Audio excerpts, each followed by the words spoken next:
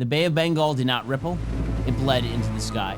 On the afternoon of the 10th of May 1874, the sea was an unnatural, blinding silver, seamless and flat, as though God had poured molten glass across the equator and left it to set. The Pearl, a 150-ton schooner bearing a payload of raw indigo, jute, and timber, drifted in the center of that shimmering silence.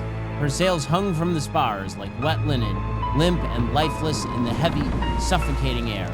The air itself smelled of baked salt, rotting kelp, and the faint, sweet stench of pitch melting out of the deck seams. Captain James Gillespie stood by the starboard rail, his brass spyglass pressed to his socket until his eyelid twitched. He was a man built of iron wire and dry leather, his face lined by 30 years of equatorial suns and salt spray. Behind him, the helmsman, a silent young Scot named Daniel Finch, held the idle wheel with knuckles white from boredom. Arthur Vance, the second mate, was a nervous, lithe man with a thin mustache and oil-stained fingers, perpetually chewing on a bit of bitter nutmeg to settle a nervous stomach. He wiped sweat from his neck and stared into the mirror of the ocean. Near the mainmast, Thomas Higgins sat on an inverted salted pork crate, mending a tear in a spare jib. Higgins was 36. A former Royal Navy boatswain's mate whose body was a map of old violence, a broken nose from a brawl in Canton, a pale, ragged scar across his left collarbone from a Malay kris. He was quietly loved by the crew, possessed of a voice like grinding stones and a calm that could settle panic in a gale. Beside him sat William Willie Ross, the ship's youngest hand, 19 years old, freckled, with soft, wide blue eyes that had only seen the green hills of Aberdeenshire before he signed on at Calcutta. Willie paused his needle, looking out across the blinding haze. A quarter mile off the starboard beam, something dark broke the unbroken mirror of the sea. It did not splash. It did not leave a wake. It simply emerged, rising from the ink-black depths like a drowned continent or the spine of a submerged mountain. Captain Gillespie raised his spyglass once more, focusing on a slick, dark mass roughly 70 feet in length, glistening under the merciless midday sun. It looked like the bloated trunk of an ancient, waterlogged cedar, or perhaps the rotting carcass of a sperm whale drifted far from its pod. Yet there were no spouters, no circling petrels, no seabirds diving for blubber. The sea surrounding the dark mass was not still. The water immediately fringing the object was churning gently, a low, rhythmic pulsing, like a massive pair of lungs breathing just beneath the surface. The color was wrong, too. It was a bruised, mottled plum, a shade that seemed to absorb the sunlight rather than reflect it. Deep within the dark mass, something shifted. A pale, milky orb, larger than a ship's iron kettle, opened beneath 3 inches of murky water. It was an eye. It did not look at the sky, nor at the horizon. It was tilted upward, staring directly through the crystal water at the wooden belly of the Pearl. Gillespie ordered the crew to the rail. The crew gathered along the starboard bulwarks, 8 men in all, including Samuel, the Indian cook, a quiet man who carried a heavy cleaver tucked into his apron string. The dark thing was not drifting, it was swimming against the dead calm, creeping toward the hull with an eerie, calculated patience. Gillespie commanded Vance to fetch the heavy rifles from his cabin, including the big-bore elephant gun designed to drop rogue beasts in the Burmese jungle. Higgins stepped forward, his sharp eyes fixed on the fringe of the mast, warning the captain to leave the deep creature alone, voicing the ancient lizard-brain dread of every sailor who knew the ocean held things older than sailor steel. But Gillespie's pride was stubborn. He loaded the blued steel rifle, rested the heavy barrel on the mahogany cap rail, aligned the iron sights with the center of the dark, pulsing hump, and pulled the trigger. The explosion was deafening in the dead calm, thick, sulfurous smoke looming across the deck. The heavy lead slug tore across the water, smacking into the center of the mast with wet, heavy thwack like a butcher's axe striking a side of beef. For 2 agonizing seconds, nothing happened. Then, the ocean tore open. The water did not splash. It erupted in a geyser of black ink and white foam. The dark island expanded.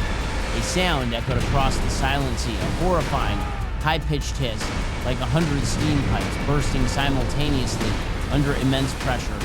The water around the Pearl turned jet black, an ink so thick and oily it smelled of copper, ammonia, and ancient decay. Out of the ink-stained sea rose a monster from the night of time. Two massive, thick trunks of muscle-feeding tentacles, each thicker than a ship's mainmast and over 50 feet long, shot into the air, lined with white, glistening suction discs, rimmed with serrated, razor-sharp rings of dark titan. Behind them came 8 writhing, muscular arms of models, crimson and dead-belly white, flailing with terrifying coordination. In the center of this nightmare, Webb hung a slick, conical mantle, pulsing violently from dark plum to an angry, fiery scarlet. At the center of the crown of arms, a dark, gleaming parrot beak of black horn snapped open and shut, large enough to swallow a man whole, wet with viscous digestive slime. The beast launched its 6-ton mass across the narrow gap using its jet siphon. The collision shook the Pearl from keel to truck, hurling men across the hot oak deck boards into the scuppers as the schooner lurched violently to starboard, with the dry, terrifying sound of 1,000 suction cups vacuuming onto wood. 3 massive tentacles slapped over the starboard bulwarks, snapping heavy-teeth railings like dry kindling. The sharp, chitinous teeth bit deep into the oak, tearing long, splintered gouges out of the deck. Higgins scrambled to his feet, bellowing for axes and grabbing a heavy boarding axe from the rack near the mainmast. Willie was frozen on his knees near the hatch combing, staring up at a 4-foot-thick limb, pulsing with thick, dark veins right in front of him. The suction cups flexed with a wet slurp click sound. Higgins lunged forward with the axe, but a secondary arm whipped across the deck like a bullwhip, striking Willie across the chest with a wet, crushing thud that broke 3 of his ribs instantly. 20 individual chitinous rings bit through Willie's linen shirt, driving their serrated teeth directly into the skin of his torso and shoulders. Willie gave a strangled, wet shriek as the tentacle contracted, pulling him toward the edge. Willie screamed Higgins' name, reaching out one hand while clawing frantically at the air. Higgins brought the axe down with all his strength, burying the blade 4 inches into the rubbery muscle. A jet of cold, dark, ammoniacal blood black as oil spurted into Higgins' face, blinding him in his left eye. The beast hissed, convulsing, but its hold was absolute. The monster began to backpedal, using its siphon to pull the Pearl down by the starboard rail at a terrifying 30-degree angle. Water poured over the crushed gunwales as the deck became a slide of salt water, dark ink, and spilled indigo dye. Willie was dragged across the tilted deck, his torso torn into a bloody lattice of circle-shaped wounds.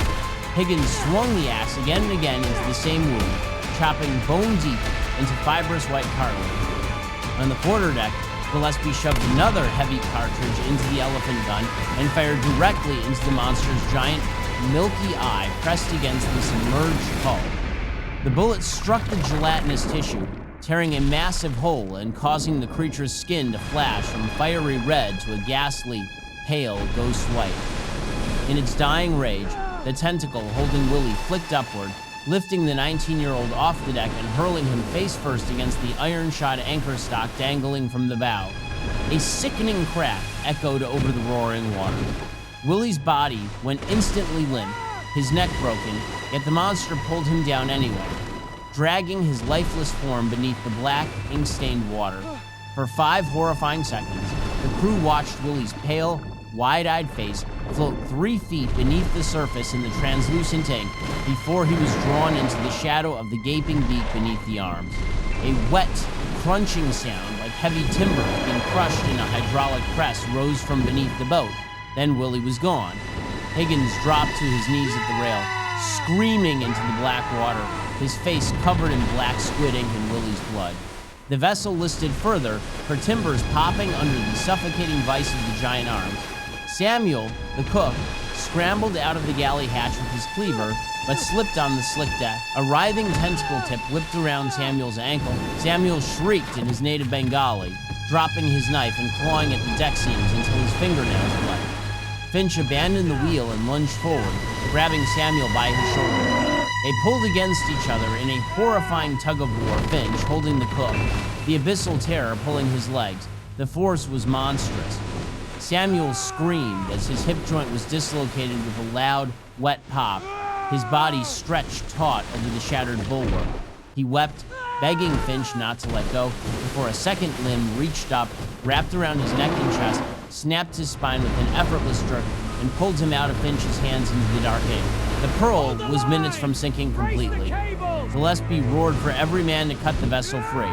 Higgins rose like a demon from a pit, swinging his heavy two-handed felling axe at the two massive 4-inch thick limbs anchored around the mainmast. He worked like a woodcutter in a forest of wet flesh, screaming Willie's name with every blow.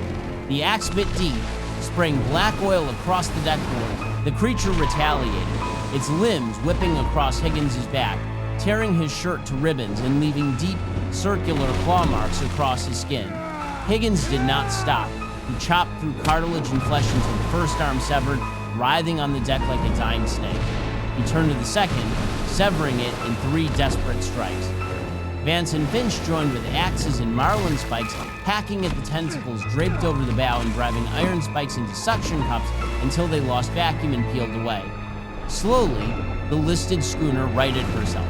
With a heavy, wet slurp, the massive dark mantle released its grip on the keel, the severed limbs sloughing into the sea. The monster floated 3 feet below the surface for a long, terrible minute, its giant, clouded, bleeding eye staring up through the water at Captain Gillespie. Then, with a low, bubbling rush of displaced water, the beast dropped vertically into the pitch-black infinity of the abyss. Silence returned to the Bay of Bengal. The glass surface closed over the creature. On the deck, 4 men remained standing amid salt water, black ink, human blood, and spilled indigo dye.